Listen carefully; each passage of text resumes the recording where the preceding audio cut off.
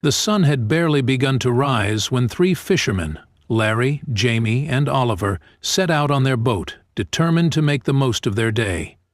Times had been tough, and their recent catches had been smaller than expected, forcing them to venture further out into the deep ocean.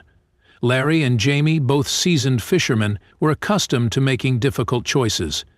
They understood the risks, but also knew that fortune often favored the bold. Oliver, the youngest of the three, was not as confident.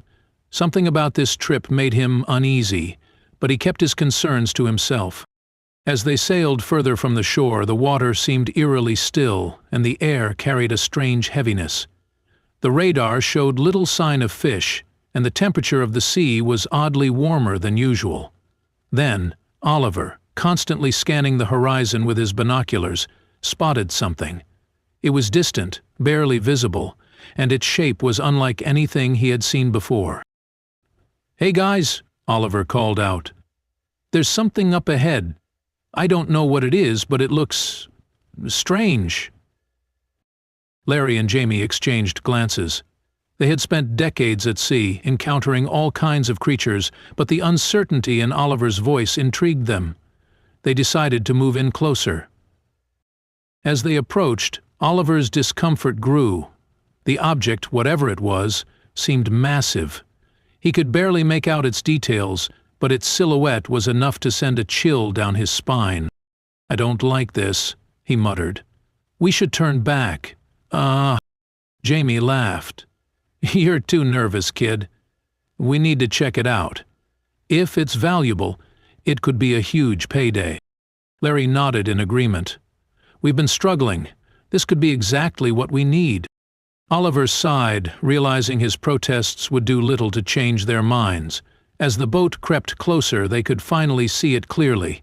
At first, it appeared to be a large shark, but something was off. Its skin was unlike anything they had seen before, thick, ridged, and ancient-looking, almost as if it belonged to another era. The creature barely moved, floating just beneath the surface. Then, without warning, it shifted. A deep, guttural sound echoed from the water, sending ripples across the surface. Larry flinched, Jamie's excitement grew, and Oliver took a step back. "It's alive," Jamie whispered. And then the creature dove. In a single, smooth motion, it disappeared into the depths, leaving only a turbulent swirl in its wake. Jamie didn't hesitate.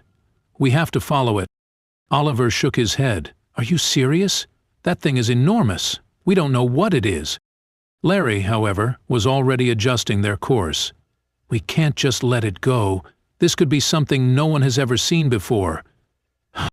Despite his apprehension, Oliver had no choice but to go along with them. He retreated to the cabin and, in a moment of desperation, sent out a signal requesting help. He didn't know if anyone would respond, but something about this encounter felt wrong. When he returned to the deck, he found Larry and Jamie staring at the radar. "There it is," Larry murmured, pointing at the screen. The creature hadn't gone far. It was still nearby, lurking beneath the water.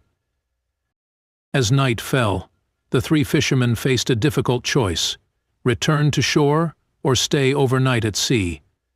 Larry and Jamie, unwilling to lose track of their find, insisted on staying. Oliver disagreed, but his opinion didn't matter. They decided to take shifts watching the monitor. Hours passed with little movement, but then, just before dawn, something changed. The creature was on the move again, heading straight toward the harbor. "Wake up!" Larry shouted, shaking Jamie and Oliver awake.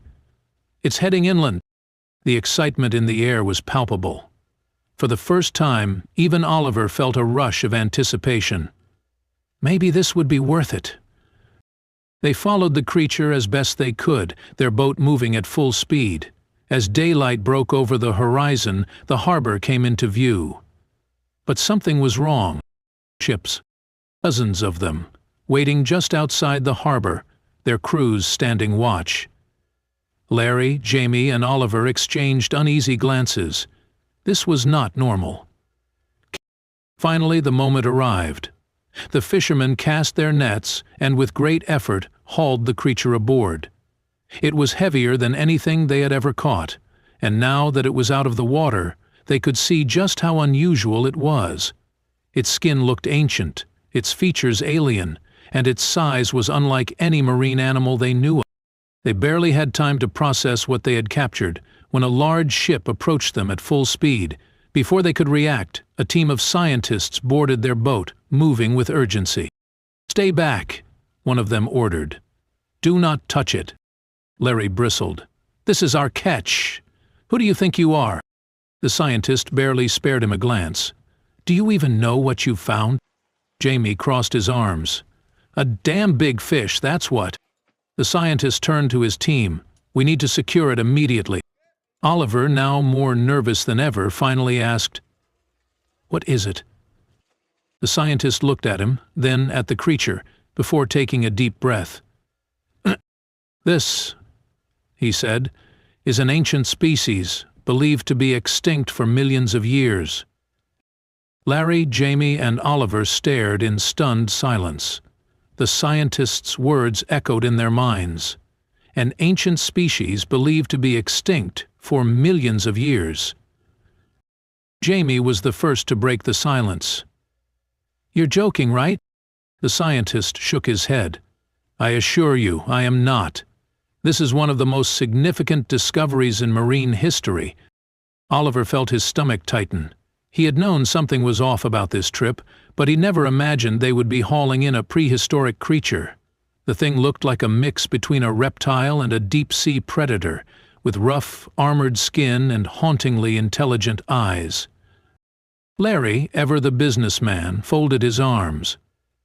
"That's great and all, but this is our catch. We risked our lives bringing it in.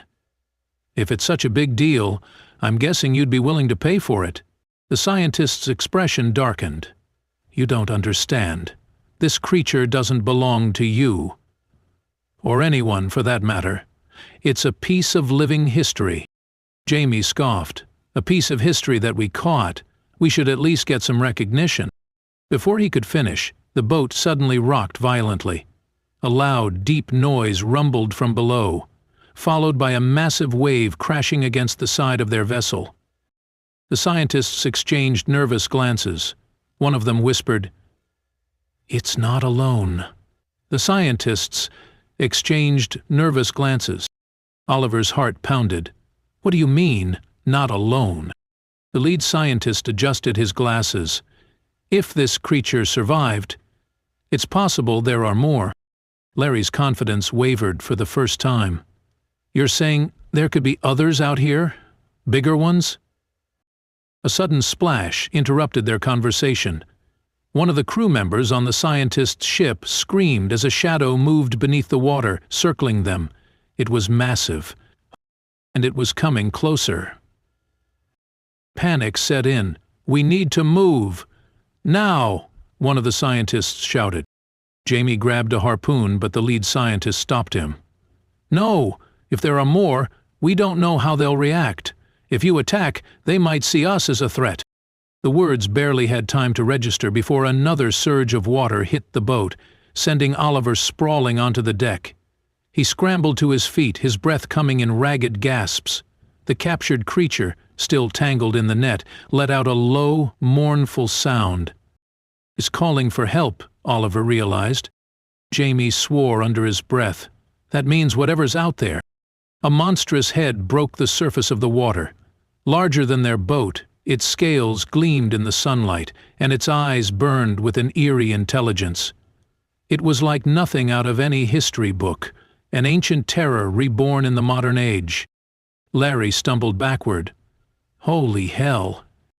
The massive creature hovered near the boat, staring at its trapped companion. The air was thick with tension. One wrong move, and it would all be over. "What do we do?" Oliver asked, his voice barely above a whisper. The lead scientist hesitated, then made a decision. "We let it go." Jamie turned on him. "Are you crazy?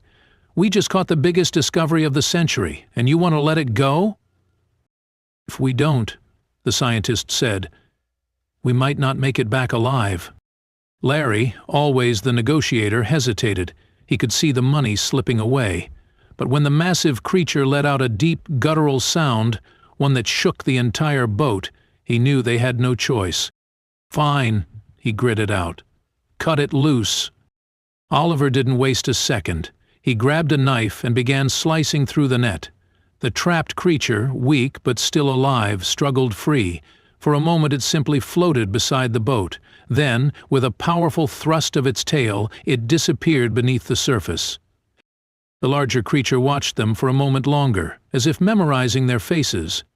Then, with a final haunting cry, it too vanished into the depths. The ocean was silent again. No one spoke for a long time. Jamie was the first to break the quiet. "Well, there goes our fortune," Larry exhaled, rubbing his face. "At least we're alive." The lead scientist turned to them, his expression unreadable.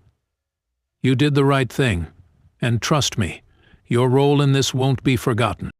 Oliver looked out at the water, half expecting to see the creatures again. But they were gone, lost to the deep. They had come face to face with something beyond human understanding, something ancient, something powerful. And for now it would remain a secret of the sea. The end.